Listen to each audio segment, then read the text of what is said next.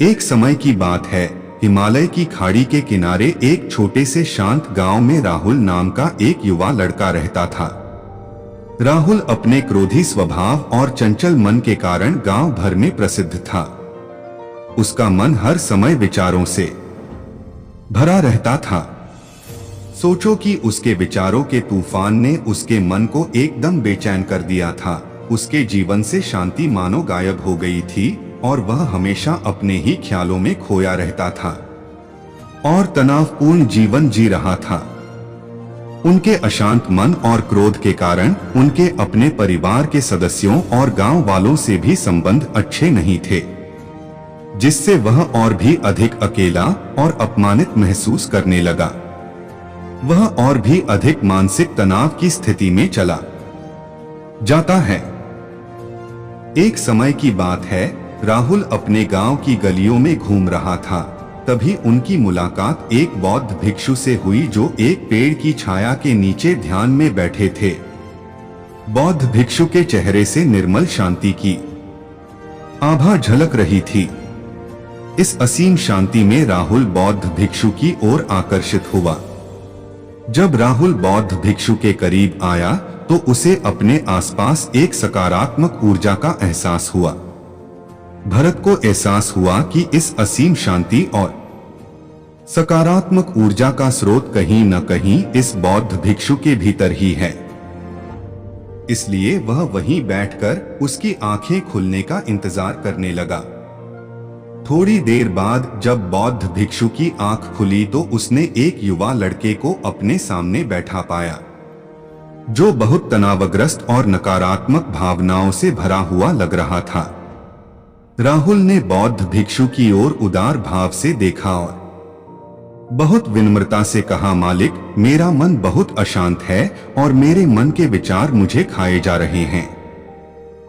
मुझे एक पल के लिए भी शांति महसूस नहीं होती। क्या आप मुझे सिखा सकते हैं कि मैं अपने अशांत मन को कैसे शांत करूं? बौद्ध भिक्षु ने राहुल की पीड़ा को समझते हुए करुण दृष्टि से देखा और कहा, मेरे प्यारे बच्चे, मैं तुम्हें एक कहानी सुनाना चाहता हूं। इस कहानी में मानसिक शांति और खुशी के रहस्य छिपे हैं। क्या आप कहानी सुनना चाहेंगे? राहुल ने हाँ में सिर हिलाया और पूरी एकाग्रता से कहानी सुनने को तैयार हो गया। उनके अंदर जिज्ञासा चरम पर थी।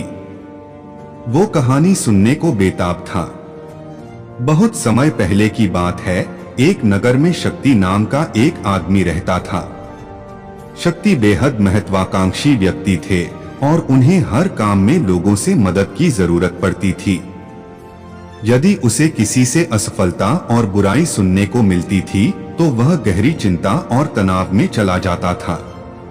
उनका मानना था कि सफलता और भौतिक शक्तियां वांछित खुशी देंगी, लेकिन वह जितना सफलता और प्रशंसा के पीछे भागता था उतना ही मानसिक तनाव में डूबता जाता था।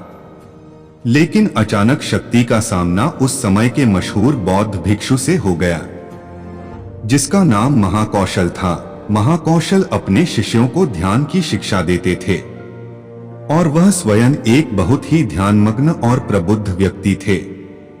महाकौशल की अद्भुत एकाग्रता से प्रभावित शक्ति ने उनसे अपने भटकते मन को शांत करने का उपाय जानना चाहा। शक्ति ने कहा कि मेहनत में हमेशा सफलता के पीछे भागता हूँ और लगातार अधिक हासिल करने की कोशिश करते हूँ, फिर भी मुझे कोई क्षणिक संतुष्टि या आत्मसंतुष्टि नहीं मिलती। इस निरंतर बेचैनी के बीच मैं शांति कैसे पा सकता हूँ? बौद्ध भिक्षु ने करुण दृष्टि से उसकी ओर देखा और उत्तर दिया, आपका मन एक अशांत नदी की तरह है जो हमेशा बहती रहती है। आप कभी भी शांत नहीं रह सकते, इसलिए इस अशांत मन को शांत करने के लिए आपको अपने विचारों को बिना किसी रुकावट के जाने देने की कला सीखनी होगी। शक्ति को आश्चर्य हुआ और उसने पूछा कि मैं अपने विचारों को कैसे जाने दूं? आखिर मैं भी तो अपनी इच्छाओं और महत्वाकांक्षाओं से बंधा हुआ हूं। यह सुनकर बौद्ध भिक्षु मुस्कुरा दिए। बौद्ध भिक्षुक कहा, कल्पना करें कि आपके हाथ में पानी का एक गिलास है। अब आप इसे जितनी देर तक पकड़कर रखेंगे, यह उतना ही भारी होता जाएगा। और अगर आप इसे काफी देर तक पकड़े रहेंगे, तो आपके हाथ में दर्द होने लगेगा। लेकिन अगर आप उस पकड़ को ढीला कर दें और छोड़ दें, तो आपका बोझ कम हो जाएगा। राहुल ने पूरी कहानी और उसका संदेश ध्यानपूर्वक सुना। वह समझ गया कि अपने विचारों और इच्छाओं से चिपके रहने से उसका बोझ बढ़ जाता है और अंदर ही अंदर अशांति पैदा कर देता है। अब राहुल को कहानी का अंत सुनने की उत्सुकता से प्रतीक्षा थी। कहकर बौद्ध भिक्षु ने कहानी जारी रखी। एक बौद्ध भिक्षु की बात मानकर शक्ति ने विचारों को त्यागने का अभ्यास शुरू कर दिया। वह बिना किसी पूर्व निर्णय के अपने विचारों और भावनाओं को आते और जाते देखता था। अब उसने विचारों को पकड़ना बंद कर दिया था। विचार उठते थे और अपने आप चले जाते थे। धीरे धीरे उसे यह एहसास होने लगा कि उसकी इच्छा और भावना ही सभी दुखों का कारण है। जैसे जैसे शक्ति ध्यान में गहरे उतरते गए, उन्होंने पाया कि वर्तमान में जीना ही आंतरिक शांति का एकमात्र स्रोत है। वह खुद को वर्तमान में स्थापित करके अपने मन की निरंतर बकवास से छुटकारा पा सकता था।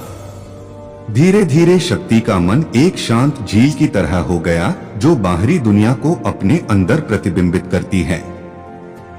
उन्होंने जीवन की सादगी में संतोष को अधिक महत्व दिया और भौतिक संपत्ति के प्रति अपना लगाव छोड़ दिया।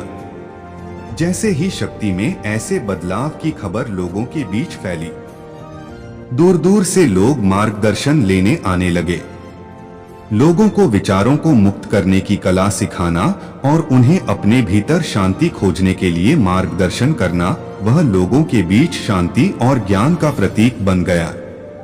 शक्ति और साधु की कहानी समाप्त कर महाकौशल बौद्ध भिक्षु कुछ देर के लिए चुप हो गए, ताकि इस कहानी का अर्थ राहुल के मन में अच्छी तरह बैठ जाए। राहुल ने बौद्ध भिक्षु की ओर देखा तो उनकी आंखों में अब एक नई समझ दिखाई दे रही थी। राहुल ने धीरे से कहा कि मुझे इस कहानी में ज्ञान दिखता है, लेकिन मैं इसे अपने जीवन में कैसे लागू करूं? मैं अपने अशांत मन को कैसे शांत कर सकता हूं? राहुल के इस सवाल पर बौद्ध भिक्षु गर्मजोशी से मुस्कुराते हैं और फिर कहा कि अशांत मन को शांत करने का अभ्यास आत्म जागरूकता से शुरू होता है। अपने भीतर उठने वाले विचारों का निरीक्षण करने के लिए प्रतिदिन कुछ समय निकालें। उन भावनाओं पर ध्यान दें जो आपके मन में आती हैं और देखें कि वे कैसे आती हैं और आकाश में गुजरते बादलों की तरह चले जाएं। राहुल ने आंखें बंद कर लीं और बौद्ध भिक्षु के कहे अनुसार अपने विचारों का अवलोकन करने लगे। जैसे ही उसने अपने भीतर उठने वाले विचारों पर ध्यान देना शुरू किया, उसे इसका एहसास हुआ। उसे अपने अंदर चिंता और इच्छाओं की एक निरंतर धारा बहती हुई महसूस हुई। सिर्फ एक एहसास ने ही उसे एक अद्भुत शांति का एहसास कराया। उन्हें यह भी एहसास हुआ कि यह सभी विचारों और भावनाओं से अलग है। बौद्ध भिक्षु ने आगे कहा कि जैसे शक्ति ने खुद को सभी मोहमाया से अलग कर लिया था, वैसे ही अपने मन को अशांतकारी विचारों और भावनाओं से मुक्त करने का अभ्यास विकसित करो। बिना किसी पूर्वाग्रह के विचार को वैसे ही स्वीकार करें जैसे वह आता है, और फिर धीरे धीरे उन्हें जाने दें और अपना ध्यान वर्तमान क्षण पर केंद्रित करें। लेकिन राहुल ने टोकते हुए कहा कि अगर विचार और भावनाएं इतनी मजबूत हैं तो क्या होगा? बौद्ध भिक्षु ने कहा, यह बना रहता है और मन को छोड़ने से इनकार करता है। बौद्ध भिक्षु ने राहुल की बात से सहमति जताते हुए सिर हिलाया और कहा, ऐसे कई मौके आएंगे जब आपके मन में सवालों का बवंडर चल रहा होगा।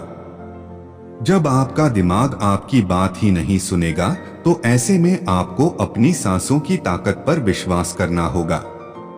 एक बार फिर भिक्षु ने राहुल से कहा, अपनी आंखें बंद करो और अपनी सांसों पर ध्यान केंद्रित करने के लिए अपने पेट को ऊपर उठता हुआ और मथता हुआ महसूस करे। बौद्ध भिक्षु ने बताया कि जब भी आपका मन अशांत हो तो तुरंत अपनी सांसों पर लौट आएं। सांस की वाद्य गति आपको तुरंत वर्तमान के चरणों में वापस खींच लेगी और आपको शांति का अनुभव कराएंगी। एक बौद्ध भिक्षु के निर्देशानुसार आने और जाने वाली सांसों पर ध्यान केंद्रित करने का प्रयास करे। इस छोटे से व्यायाम से उन्हें मानसिक शांति का अनुभव हुआ। उसे याद आया कि उसकी सांसें हमेशा उसके साथ थी, जो उसे वर्तमान क्षण की याद दिलाती थी, आराम और शांति लाती है।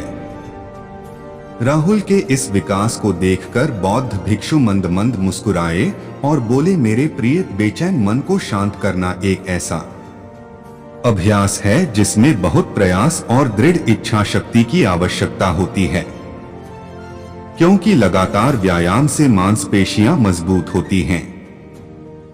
उसी तरह नियमित अभ्यास से मन भी शांत होता है। स्वीकृति में सिर हिलाते हुए इस बौद्ध भिक्षु को धन्यवाद देते हुए उन्होंने वादा किया कि आज से वह अपने अशांत मन को शांत कर सकेंगे और अपनी गैर शक्तियों को मुक्त कर सकेंगे। बौद्ध भिक्षु ने राहुल के कंधे पर हाथ रखकर कहा, मुझे आपकी क्षमता पर बहुत भरोसा है और आपको जल्द ही आंतरिक शांति मिलेगी। लेकिन याद रखें कि यह आसान नहीं होगा। लेकिन अगर आप दृढ़ इच्छा शक्ति और खुले दिल से प्रयास करेंगे तो आप निश्चित रूप से वह शांति पा लेंगे जो आपके अंदर है। उस दिन से राहुल अपने अशांत मन को शांत करने का प्रयास करने लगा और हर दिन ध्यान करने के लिए एक अलग समय निर्धारित किया। उसने अपने मन में उठने वाले विचारों को बिना किसी रोक टोक के जाने दिया और अपनी सांसों के जरिए खुद को वर्तमान में बनाए रखने की कोशिश की। समय के साथ अभ्यास करते हुए राहुल को अपने अंदर शांति का अनुभव हुआ। जैसे जैसे समय बीतता गया, राहुल को ज्ञान और शांति का स्रोत कहा जाने लगा। जैसे जैसे समय बीतता गया, भरत को ज्ञान और शांति का स्रोत कहा जाने लगा। ग्रामीण अपने अशांत मन को शांत करने के लिए राहुल के पास आने लगे। बौद्ध भिक्षुओं के शिक्षक दूसरों की मदद करते समय आत्म जागरूकता की शक्ति साझा करते हैं। बौद्ध भिक्षु आंतरिक शांति पाने की शिक्षा देते हैं। इसके साथ कि उन्होंने अपनी सांसों पर ध्यान देने और अपने विचारों को मुक्त करने की कला भी सिखाई। ऐसे निवासियों का विकास हुआ और उन्हें मन की अमूल्य शांति मिली। बौद्ध भिक्षु की शिक्षाओं और राहुल द्वारा संचालित अभ्यास के माध्यम से विचारों को त्यागने और वर्तमान में जीने की कला दूर दूर तक फैल गई। उन्होंने कई लोगों की जिंदगी बदल दी और जैसे जैसे समय बीतता गया, उनकी जिंदगी और भी बदलती गई। राहुल का शांत प्रभाव उसके गांव की सीमाओं से परे तक फैला हुआ था। आसपास के गांवों और शहरों से लोग राहुल के परिवर्तन की कहानी सुनते थे, उनसे सलाह लेने आते हैं। मन के बोझ तले दबे लोगों के लिए राहुल आशा की किरण बन गया। राहुल की शिक्षाएं केवल ध्यान और प्रवचन तक ही सीमित नहीं थीं, बल्कि वह रोजमर्रा के काम जागरूकता के साथ करने पर ज्यादा जोर देते थे। वह लोगों को अपनी भावनाओं के प्रति जागरूक रहने की याद दिलाते थे। निष्कर्ष, इस बात पर ध्यान दें कि आप दिन भर में क्या करते हैं और अपने आसपास होने वाली घटनाओं पर आप कैसे प्रतिक्रिया करते हैं। हर काम पूरी जागरूकता के साथ करें। जब आप खाएं तो प्रत्येक टुकड़े के स्वाद का आनंद लें। जब आप सूरज की रोशनी के सामने खड़े होते हैं तो उसकी गर्मी महसूस करें। लोग क्या कहते हैं उसे ध्यान से सुनें और समझें। छोटे छोटे बदलावों से लोगों के जीवन में चमत्कारिक परिवर्तन आते हैं। राहुल की शिक्षाओं से लोगों ने सीखा कि जीवन का आनंद वर्तमान में जीने में है। दोस्तों, यह कहानी का अंत है। मुझे आशा है कि आपने इस मोटिवेशनल स्टोरी से बहुत कुछ सीखा होगा।